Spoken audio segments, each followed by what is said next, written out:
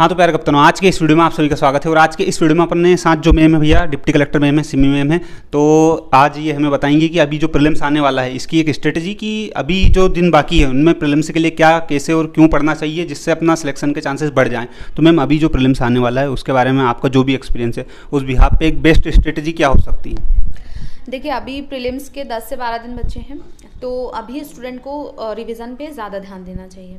अभी जो बच्चे हैं, मुझे मैसेजेस भी मिलते हैं और बच्चे ने भी अभी बहुत सारे मुझसे क्वेश्चन किए कि वो भूल रहे हैं चीज़ों को। तो ऐसा नहीं है, आप कॉन्फिडेंट रहिए। एग्ज़ाम में जब आप आंसर लगाएंगे क्वेश्चन का, तो आपके सबकॉन्शियस माइंड में ऑलरेडी आपको पता है, आपके माइंड को, कि क्या आपने पढ़ा है। तो अगर आपको ऐसा फील हो रहा है कि हम भूल रहे हैं, तो आप बिल्कुल मत घबराइए, आप रिवीजन कीजिए।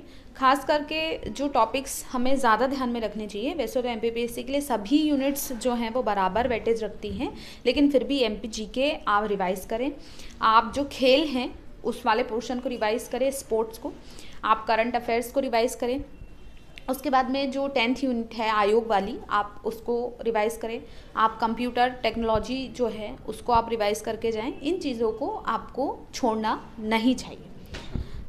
यदि मान लीजिए कि टाइम थोड़ा सा कम पड़ रहा है तो कौन सी ऐसी यूनिट है जिनको थोड़ा सा नज़रअंदाज कर सकते हैं? मतलब देखिए, नज़रअंदाज तो खैर हमें किन्हीं भी चीज़ों को नहीं करना चाहिए, लेकिन अब चूँकि एग्ज़ाम का टाइम समय बहुत कम बचा है, तो जो एमपीपीएससी की बेसिक सब्जेक्ट हैं आप उनको थोड़ा लाइटली ले सकते हैं। जैसे कि आपका हिस्ट्री, ज्योग्राफी वगैरह हो गया, पॉलिटी, इकोनॉमी, उनके केवल उन्हीं चीज़ों को आप पढ़ लें जो एग्ज़ाम में ज़्यादा पूछी जाती हैं, उन पर आप ज़्यादा ध्यान दे लें।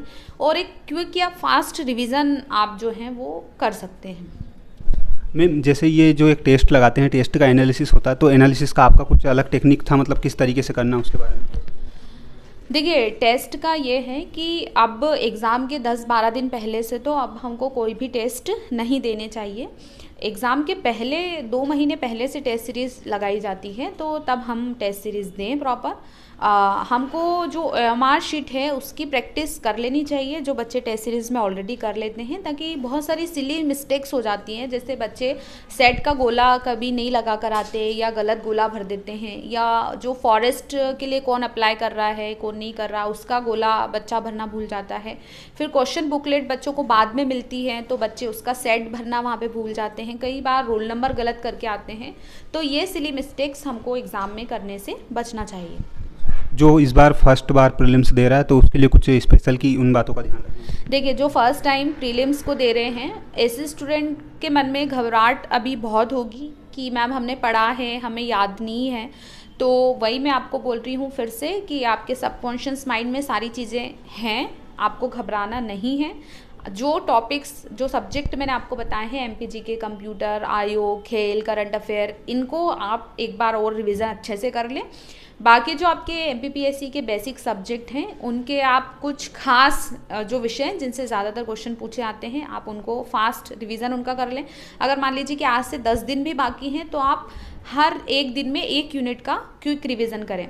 फिर जब आप अगर फ्रेशर है, फर्स्ट टाइम आप दे रहे हैं, या ज़रूरी नहीं कि आप फर्स्ट टाइम दे रहे हैं, पहले भी दे चुके हैं, पुराने स्टूडेंट से भी एग्ज़ाम हॉल में गलतियां होती हैं, सेट भरते समय, OMR भरते समय, तो आप एश्योर करके बहुत कूल माइंड से, बहुत सोच के 10 बार पढ़ के ही आप जो हैं OMR शीट को भरें।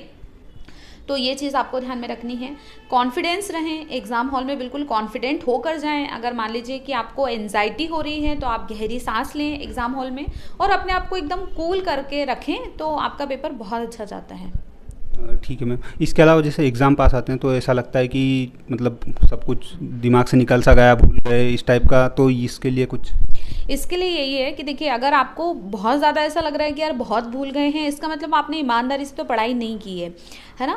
तो अगर आप ईमानदारी से पढ़ते हैं, उसके बाद अगर आपको ऐसा लगता है, तो आप मत घबराइए, आप रिवीजन एक बार और कर लीजिए उसका, है ना। एग्ज़ाम टाइम पे आप केवल 6 घंटे भी सोएंगे तो आपको मोर देन सफिशिएंट है। आप 12 से 14 घंटे पढ़ें, और भी कुछ जो आपके काम हैं, पेंडिंग काम है, उनको आप एग्ज़ाम के पहले टाल दें, और अभी सिर्फ अपना जो मोटिव है, अपना जो लक्ष्य है, उसमें जो भी पीएससी का सर्वोच्च पद आप पाना चाहते हैं, बस अपनी आंखों में उसको रखें, और बिल्कुल सब कुछ छोड़ के और भूल कर और 100% डेडिकेशन के साथ आप उसके लिए लग जाएं। मैम बहुत लोग ऐसा बोलते हैं कि 1 महीने 2 महीने में पढ़ के प्रीलिम्स निकाला, क्या वास्तविकता में 15-20 दिन में या 1 महीने की पढ़ाई में प्रीलिम्स निकलता है? नहीं नहीं, ऐसा बिल्कुल भी नहीं है। देखिए कि जब कोई व्यक्ति सफल होता है तो उसके पीछे उसकी बहुत बड़ी हिस्ट्री होती है और हर चीज़ को बहुत टाइम देना पड़ता है। 2 महीने में केवल एमपीपीएससी का रिवीजन हो सकता है, उसकी तैयारी नहीं हो सकती। उसके लिए मिनिमम हमको 1 साल, ये मैं मिनिमम बता रही हूँ, प्री के लिए 1.5 से 2 साल भी हमको लग सकते हैं। अगर कोई एवरेज स्टूडेंट है जिसको बिल्कुल भी फंडामेंटल्स सब पता नहीं है कि कौन सी चीज़ क्या है, तो उसको 1.5 से 2 साल भी प्री का पढ़ने में, पूरा सिलेबस कवर करने में लग सकते हैं। लेकिन ये 2 महीने में एग्ज़ाम नहीं निकलेगा अगर आप बिल्कुल फ्रेशर हैं, आपको कुछ भी नहीं पता उसके बारे में, सिर्फ रिवीजन होता है।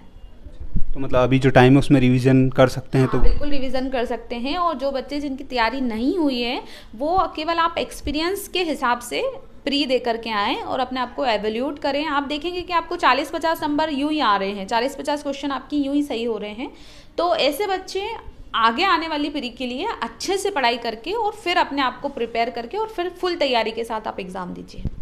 तो देखो भैया, कुल मिला के निष्कर्ष ये है कि बचे जो 15-20 दिन है या 1 महीना बचता है जब एग्ज़ाम के पहले, तो उसमें कुछ हो नहीं सकता सिवाय रिवीजन के। तो जो व्यक्ति ऐसा सपना देख रहा है कि 1 महीने 2 महीने पढ़ के मैं एग्ज़ाम निकाल लूँ, तो वो चीज़ पॉसिबल नहीं है। हाँ, रिवीजन करके निकाल सकते हो, वो अच्छी चीज़ है। बाकी मैम ने जो बताया वो अप्लाई कर लो। सुन सबने लिया लेकिन अप्लाई बहुत कम लोग कर पाते, तो अप्लाई कर सकते हो। तो ये वीडियो तुम्हारे काम का था। अगर अप्लाई नहीं हो रहा है तो ये वीडियो कोई काम का नहीं तुम्हारा, ठीक है।